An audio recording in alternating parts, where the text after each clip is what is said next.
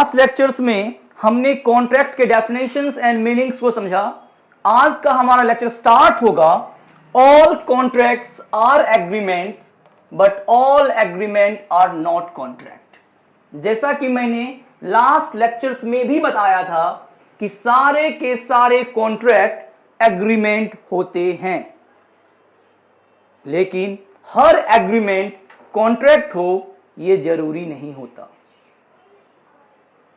तो आज हम इस टॉपिक को डिटेल में स्टडी करेंगे कि सारे कॉन्ट्रैक्ट एग्रीमेंट होते हैं लेकिन सारे एग्रीमेंट कॉन्ट्रैक्ट नहीं होता।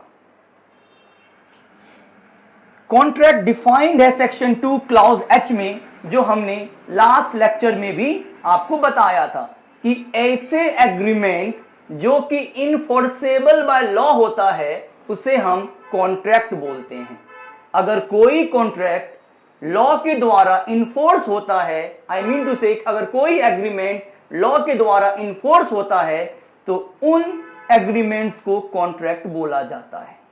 इसलिए यहां पे लिखा गया है an agreement enforceable by law is a contract. Agreement plus enforceability, अगर एग्रीमेंट इनफोर्सेबल बाय लॉ होगी तो वो बनेगा कॉन्ट्रैक्ट, और कॉन्ट्रैक्ट डिफाइंड है सेक्शन 2 क्लॉज एच में। इसका मतलब यह हुआ कि कॉन्ट्रैक्ट से पहले एग्रीमेंट्स होता है। Thus, for a contract there should first be an agreement. बिना एग्रीमेंट के कॉन्ट्रैक्ट का प्रोसेस आगे नहीं बढ़ सकता। इसका यह मतलब है कि कॉन्ट्रैक्ट होने के लिए सबसे पहले एग्रीमेंट होता है, और जब वो एग्रीमेंट लॉ के द्वारा इन्फोर्स हो जाए तब हम उसको बोलते हैं कि ये कॉन्ट्रैक्ट का फॉर्म ले चुका है। तो agreement plus enforceability is a contract. If agreement is not enforceable by law, if agreement is not enforceable by law, then वो कॉन्ट्रैक्ट नहीं होता। तो वो कॉन्ट्रैक्ट कब होगा? जब एग्रीमेंट लॉ के द्वारा इन्फोर्स हो जाए। आइए स्टार्टिंग से देखते हैं। हमारा क्वेश्चन क्या है कि सारे कॉन्ट्रैक्ट एग्रीमेंट होते हैं लेकिन सारे एग्रीमेंट कॉन्ट्रैक्ट नहीं होते। कॉन्ट्रैक्ट डिफाइंड है सेक्शन 2 क्लॉज एच में कि agreement enforceable by law is a contract. Agreement plus enforceability by law, thus for a contract there should first be an agreement. Agreement that do not give rise to a contractual obligation are not contract. अब बात यहां पे आता है कि sir agreement अगर enforceable by law हो तो वो कॉन्ट्रैक्ट है, लेकिन अगर एग्रीमेंट इनफोर्सेबल बाय लॉ नहीं है तो वो कॉन्ट्रैक्ट नहीं होगा। तो आखिर किन किन केसेस में एग्रीमेंट इनफोर्सेबल बाय लॉ नहीं होता? तो वो हमारे यहां 3 केसेस हैं। Social agreement, agreement to do an unlawful immoral illegal act, and certain agreement are specially declared void. अब इनको एक एक करके हम स्टडी करेंगे। अभी सोशल एग्रीमेंट, सोशल एग्रीमेंट का मतलब ये है कि जब हम डोमेस्टिक एग्रीमेंट करते हैं, आपस में एग्रीमेंट करते हैं अपने ब्रदर से, अपनी वाइफ से, अपने पापा से, अपनी मम्मा से, तो ऐसे एग्रीमेंट में क्या होता है, इंटेंशन नहीं होती कि हम आपस में लीगल रिलेशन बनाएंगे। तो सबसे इंपॉर्टेंट, अगर आपका लीगल इंटेंशन नहीं है, कंसिडरेशन नहीं है, तो सिंपल सी बात है वो एग्रीमेंट इनफोर्सेबल बाय लॉ होगी नहीं। और जो भी सोशल एग्रीमेंट होंगे, जो भी डोमेस्टिक एग्रीमेंट होंगे, वो कभी भी इनफोर्सेबल बाय लॉ नहीं होता। ऐसे एग्रीमेंट कभी भी कॉन्ट्रैक्ट नहीं बनते। इनमें एक फेमस केस है बेल्फोर वर्सेस बेल्फोर का। इसका मैं आपको ब्रीफ में समझाऊं कि एक वाइफ और हस्बैंड घूमने जाते हैं। Due to health emergency wife को वहां पे रहना पड़ता है जहां पे वो घूमने गए हैं। मैं आपको एग्जांपल दे देता हूं। चलो ए और बी, ठीक है, ए जो है हस्बैंड है, बी वाइफ है। वो दोनों गए लंदन घूमने के लिए।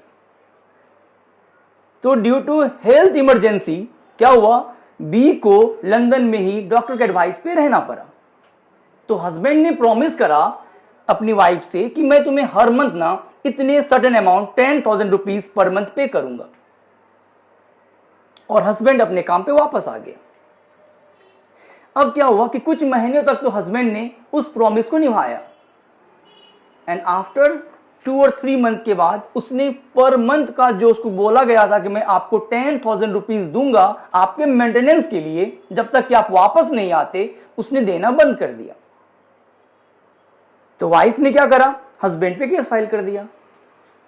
लेकिन ये केस लॉ में इन्फोर्स नहीं हुआ, क्योंकि ये एक सोशल एग्रीमेंट था जो हस्बैंड ने प्रॉमिस किया था कि मैं पे करूंगा, बट उनके बीच में कोई भी ऐसी बात नहीं थी कि लीगल इंटेंशन नहीं था कि हमें यहां पे इसको लीगल रिलेशन बनाना है।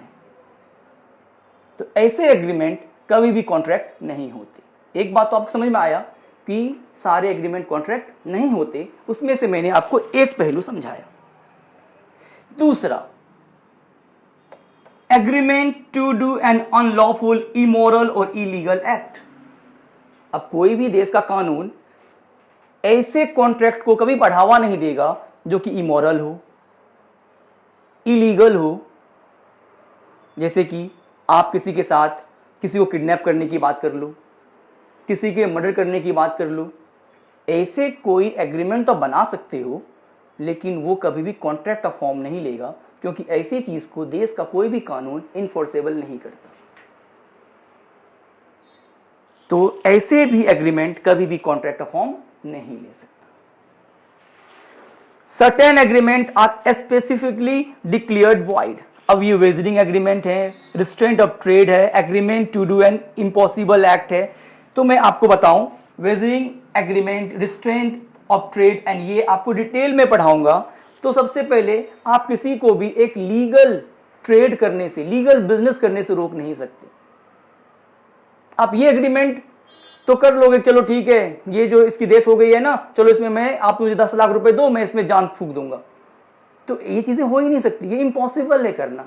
तो ऐसे एग्रीमेंट भी कभी कॉन्ट्रैक्ट नहीं होते। तो आई थिंक आपको ये समझ में आ गया होगा कि सारे कॉन्ट्रैक्ट एग्रीमेंट होते हैं, लेकिन सारे एग्रीमेंट कॉन्ट्रैक्ट नहीं होते। क्यों?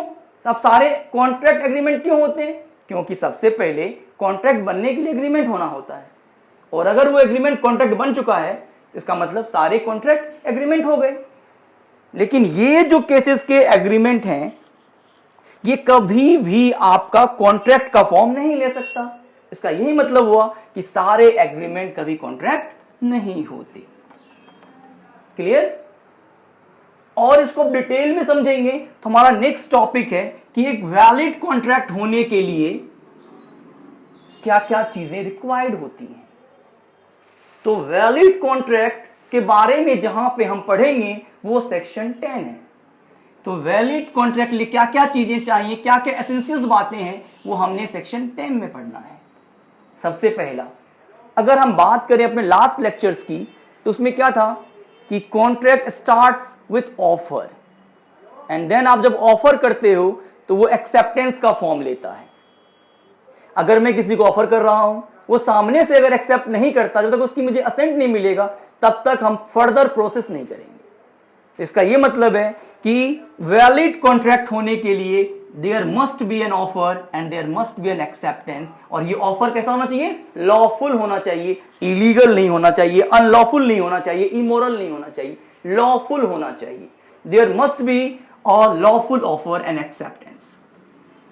देन लीगल रिलेशनशिप, जो अभी मैं बार बार यहां पे बोल रहा था कि जब भी आप बिजनेस के कॉन्ट्रैक्ट में आओगे तो दो पार्टी तो होंगे, एक ऑफर कर रहा होगा, दूसरा एक्सेप्ट कर रहा होगा। तो उनके बीच में ये इंटेंशन होना चाहिए कि हम लीगल रिलेशन बनाएंगे।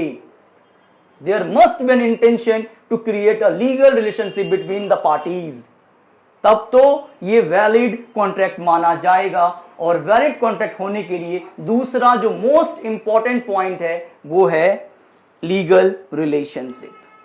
तीसरा है लॉफुल कंसिडरेशन। जैसे कि हमने लास्ट लेक्चर्स में पढ़ा है, कंसिडरेशन का मतलब हमने पढ़ा है, कंसिडरेशन का मतलब होता है something in return.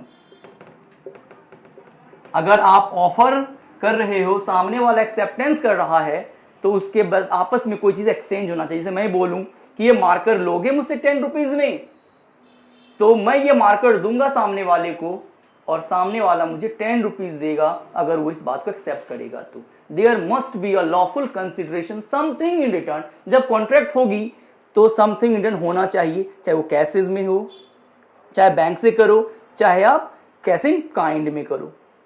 Lawful consideration होना इंपॉर्टेंट है। Fourth point is competency of parties, और ये बहुत ही इंपॉर्टेंट टॉपिक है क्योंकि हर इंसान कॉन्ट्रैक्ट नहीं कर सकता। तो कॉन्ट्रैक्ट कर कौन सकता है इसको हम डिटेल में पढ़ेंगे, बट अभी समझते हैं कि एक वैलिड कॉन्ट्रैक्ट होने के लिए पार्टी को कॉम्पिटेंट होना इंपॉर्टेंट है। सबसे पहला उसे मेजर होना इंपॉर्टेंट है।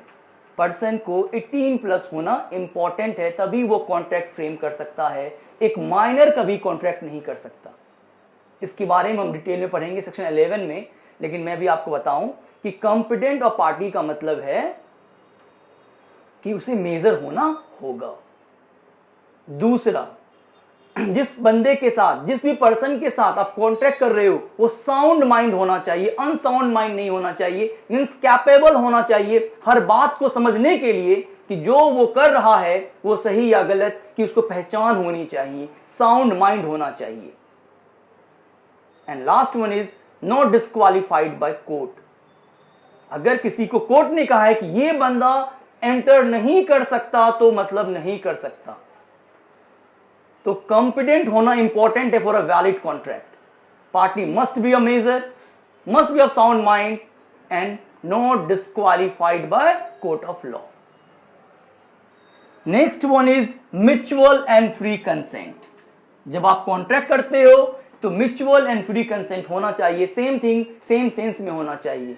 मैं बोल रहा हूं कि ये मार्कर खरीदोगे, सामने वाले ने कहा खरीदूंगा। कितने रुपए में? 10 रुपए में। अब सपोज करो कि मेरे पास 3 बाइक हैं, एक V15 है, एक पल्सर है, एक अपाची है। मैंने अपने फ्रेंड से कहा कि बाइक खरीदोगे क्या, और मेरा इंटेंशन है कि मैं V15 सेल करूं, लेकिन मैंने अभी ये स्पेसिफाई नहीं किया कि V15 बेचना है मुझे। मैंने सिर्फ क्या कहा, बाइक खरीदोगे क्या? उसने कहा खरीदूंगा। अब उसका इंटेंशन ये है कि मैं अपाची लूं और मेरा इंटेंशन क्या था कि मैं V15 सेल करूंगा। तो कॉन्ट्रैक्ट तो हो रहा है लेकिन सेम थिंग सेम सेंस में नहीं हो रहा, फिर ये कॉन्ट्रैक्ट नहीं होगा। तो म्यूचुअल एंड फ्री कंसेंट का मतलब है जो चीज आप बोल रहे हो सामने वाला भी उसी चीज को उसी तरह समझ रहा हो। एक बात तो ये होना चाहिए एंड दूसरा फ्री कंसेंट होना चाहिए। फ्री कंसेंट का मतलब होता है किसी को फ्रॉड के साथ आप कॉन्ट्रैक्ट नहीं कर सकते, कोर्जन के साथ नहीं कर सकते, मिसरिप्रेजेंटेशन के साथ नहीं कर सकते। कहने का मतलब है किसी को आप डरा धमका के नहीं कर सकते, उससे फ्रॉड नहीं कर सकते, मिसरिप्रेजेंटेशन नहीं कर सकते, अनड्यू इन्फ्लुएंस बहला फुसला के नहीं कर सकते। अगर इन केसेस में आप कॉन्ट्रैक्ट कर रहे हो तो वो कॉन्ट्रैक्ट स्टार्टिंग से वाइडेबल होता है, और वाइडेबल कॉन्ट्रैक्ट हमने लास्ट लेक्चर में पढ़ा है कि वो ceases to be enforceable by law. ऐसे कॉन्ट्रैक्ट कभी भी कोर्ट ऑफ लॉ में अपने आप को प्रूफ नहीं कर सकता, वो संघर्ष करता रहता है। तो कॉन्ट्रैक्ट ना तो कोर्जन में होना चाहिए, ना ही अनड्यू इन्फ्लुएंस होना चाहिए, ना ही मिसरिप्रेजेंटेशन एंड ना ही फ्रॉड। ये 4 केसेस में अगर आप कॉन्ट्रैक्ट करते हो तो वाइडेबल कॉन्ट्रैक्ट होता है, वो वैलिड कॉन्ट्रैक्ट नहीं होता। तो म्यूचुअल एंड फ्री कंसेंट होना चाहिए। म्यूचुअल एंड फ्री कंसेंट का मतलब है कि सेम थिंग सेम सेंस में होना चाहिए एंड कॉन्ट्रैक्ट कभी भी coercion, undue influence, misrepresentation and fraud in basis पे नहीं होना चाहिए, तब जाके आपका वैलिड कॉन्ट्रैक्ट माना जाएगा। Next is lawful object. जैसा कि हमने यहां भी पढ़ा, वैलिड कॉन्ट्रैक्ट होने के लिए लॉफुल ऑब्जेक्ट होना चाहिए। मींस कानून के दायरे में जो चीजें आती हों वो कॉन्ट्रैक्ट होना चाहिए। किसी को मर्डर करने का, किसी को किडनैप करने का, ये कॉन्ट्रैक्ट नहीं होना चाहिए, लॉफुल कॉन्ट्रैक्ट होना चाहिए। जैसा कि अगर इसके लिए अगर मैं आपसे बताऊं तो in simple word object the agreement must not be illegal, immoral, oppose to public policy. If an agreement suffers from any legal law it would not be enforceable by law. अगर आप किसी को मर्डर करने की बात कर रहे हो, एग्रीमेंट कर रहे हो, किसी को किडनैप करने की बात कर रहे हो, सिंपल किसी को चोट पहुंचाने की बात कर रहे हो, तो ऐसे केसेस को कभी भी कोर्ट में आप इन्फोर्स नहीं कर सकते। और अगर आप कोर्ट में इन्फोर्स नहीं कर सकते तो फिर वो कॉन्ट्रैक्ट कभी भी वैलिड नहीं हो सकता, क्योंकि हमने स्टार्टिंग में अभी भी पढ़ा है एग्रीमेंट प्लस इन्फोर्सेबिलिटी। इन्फोर्सेबल होना चाहिए एग्रीमेंट, तभी वो कॉन्ट्रैक्ट बनेगा, और अगर वो इन्फोर्सेबल ही नहीं हो रहा तो वो कॉन्ट्रैक्ट नहीं बन सकता। तो लॉफुल ऑब्जेक्ट होना चाहिए। Next, agreement not declared void. अब एग्रीमेंट नॉट डिक्लेयर्ड वॉइड का पहले मैं आपको एग्जांपल समझाता हूं। मैंने एक्स से कहा कि चलो मैं आपके स्टेट में, बिहार में, मैं आपको लीकर डिलीवरी कर दूंगा 10 अप्रैल तक। ये हमारा एग्रीमेंट हुआ। लीकर बेचना लीगल है तो डिलीवर करना भी लीगल है। लेकिन बिहार की गवर्नमेंट ने क्या करा, 8 अप्रैल से बिहार में लीकर सेल करना इलीगल कर दिया। अब बताओ, क्या मैं इस केसेस में उसको बिहार में लीकर की डिलीवरी दे सकता हूं? क्या वो ले सकता है मुझसे? नहीं ले सकता। तो स्टार्टिंग में हमारे बीच में तो जो एग्रीमेंट हुआ था वो वैलिड था, लेकिन due to some circumstances, due to change in law, हमारा कॉन्ट्रैक्ट हो गया वॉइड। तो अगर एग्रीमेंट वॉइड हो जाता है तो ऐसे एग्रीमेंट कॉन्ट्रैक्ट का फॉर्म कभी नहीं लेता। तो एग्रीमेंट अगर वॉइड ना हो तो ही वो इन्फोर्सेबल बाय लॉ होता है। तो फॉर अ वैलिड कॉन्ट्रैक्ट क्या होना चाहिए? Agreement not declared void. Void का मतलब होता है जो कि लॉ के द्वारा इन्फोर्सेबल ना हो, और अगर लॉ के द्वारा इन्फोर्सेबल ना हो तो वो कभी एग्रीमेंट कॉन्ट्रैक्ट बन नहीं सकता। तो वैलिड होने के लिए क्या होना पड़ेगा? एग्रीमेंट को वॉइड नहीं डिक्लेयर होना होगा। लास्ट से पहले certainty and possibility of performance. Certainty का मतलब क्या, पहले इसको समझते हैं। चलो, सामने में ये स्टूडेंट है, मैं इसको ये बोलता हूं, ये मार्कर तुम खरीदोगे क्या मुझसे? अगर ये मार्कर तुम्हारे लक्की प्रूफ हो जाए तो मुझे 200 रुपए दे देना। अब ये मार्कर कब लक्की प्रूफ होगा उसके लिए? ये कोई सर्टेन तो है नहीं। अब वो मुझसे बोलता है कि सर ऐसा करो, आप अपना ये माइक दे दो, मैं वीडियो बनाऊंगा, और जिस दिन ना मेरे बहुत ज्यादा फॉलोअर्स हो जाएंगे ना तो मैं आपको हायर प्राइस पे करूंगा। अब कितना ज्यादा? 1 लाख, 2 लाख, 5,000? अब उसका क्या सेंस है, हमें कैसे मालूम? एंड दूसरा, बहुत ज्यादा अमाउंट देगा। बहुत ज्यादा अमाउंट क्या देगा? 5 रुपए, 5 लाख रुपए। तो यहां पर क्या है, कॉन्ट्रैक्ट तो कर रहा है लेकिन सर्टेनिटी नहीं है कि कितने प्राइस में, कोई सिचुएशंस नहीं है। जब ऐसी कोई बातें हो जहां पे आपका कॉन्ट्रैक्ट सर्टेन ना हो, पॉसिबल टू परफॉर्म ना हो, फिर वो वैलिड कॉन्ट्रैक्ट नहीं हो सकता। There must be a certain thing. ठीक है सर, ये माइक दो मुझे, मैं आपको 10 अप्रैल 2020 को पेमेंट कर दूंगा, 500 रुपए पेमेंट कर दूंगा। तो कब पेमेंट करेगा, कितना करेगा, सारी बातें उसने बता दिया, तो वैलिड कॉन्ट्रैक्ट होगा। सर आप मुझे वो पेन दे दो, आपका पेन अगर मेरे लिए लकी साबित होता है तो मैं आपको ना बहुत ज्यादा अमाउंट पे करूंगा। कुछ भी सर्टेनिटी नहीं है यहां पे। तो ऐसे केसेस में कभी भी एग्रीमेंट कॉन्ट्रैक्ट का फॉर्म नहीं ले सकते। Next one is legal formalities. आप जानते हो कि कॉन्ट्रैक्ट ऑरल, रिटन सब हो सकते हैं, लेकिन अगर रिटन होता है तो must be registered, there must be attestation होना चाहिए, सारे कुछ लीगल वे में होना चाहिए। अगर वो लीगल वे में नहीं है, अटेस्टेड नहीं है, रजिस्ट्रेशन नहीं हो रही है उसकी, तो ऐसे कॉन्ट्रैक्ट कभी भी वैलिड नहीं हो सकते। तो सबसे इंपॉर्टेंट आपको क्या याद रखना है कि एक वैलिड कॉन्ट्रैक्ट होने के लिए 9 एसेंशियल पॉइंट्स हैं, जो कि आपके सेक्शन 10 में बताया गया है। कॉन्ट्रैक्ट एक्ट 1872 के सेक्शन 10 में यह बताया गया है कि आपका वैलिड कॉन्ट्रैक्ट होने के लिए क्या क्या एसेंशियल पॉइंट्स हैं। सबसे पहला, ऑफर एंड एक्सेप्टेंस होना चाहिए, लीगल रिलेशन बनाने का इंटेंशन होना चाहिए, लॉफुल कंसिडरेशन होना चाहिए, competency of party, sound mind होना चाहिए, नॉट डिस्क्वालिफाइड बाय लॉ होना चाहिए, एंड मेजर होना चाहिए, म्यूचुअल एंड फ्री कंसेंट होना चाहिए, लॉफुल ऑब्जेक्ट होना चाहिए, एग्रीमेंट नॉट डिक्लेयर्ड वॉइड होना चाहिए, certainty and possibility of performance होना चाहिए, एंड लीगल फॉर्मेलिटीज होना चाहिए। आई होप आपको समझ में आया होगा। तो आज का हमारा टॉपिक था कि सारे कॉन्ट्रैक्ट एग्रीमेंट होते हैं, लेकिन सारे एग्रीमेंट कभी कॉन्ट्रैक्ट नहीं होते। और आप जानते हो कि जब तक एग्रीमेंट इनफोर्सेबल बाय लॉ नहीं होगा वो कॉन्ट्रैक्ट नहीं हो सकता। और कॉन्ट्रैक्ट बनने के लिए सबसे पहले एग्रीमेंट का होना जरूरी है। किन केसेस में आपके एग्रीमेंट कॉन्ट्रैक्ट नहीं होते? तो इन 3 केसेस में सोशल एग्रीमेंट कभी भी कॉन्ट्रैक्ट का फॉर्म नहीं ले सकता। एग्रीमेंट अगर अनलॉफुल है, इमोरल है, इलीगल है, तो कभी भी वो कॉन्ट्रैक्ट का फॉर्म नहीं ले सकता। और अगर वो डिक्लेयर वॉइड है तो कभी भी वो कॉन्ट्रैक्ट का फॉर्म नहीं ले सकता। और एक वैलिड कॉन्ट्रैक्ट होने के लिए ये सारे पॉइंट्स होने इंपॉर्टेंट हैं। और ये कहां पे पढ़ा है हमने? Section 10 of the Indian contract act 1872। मिलते हैं आपसे नेक्स्ट वीडियो में। Thank you so much.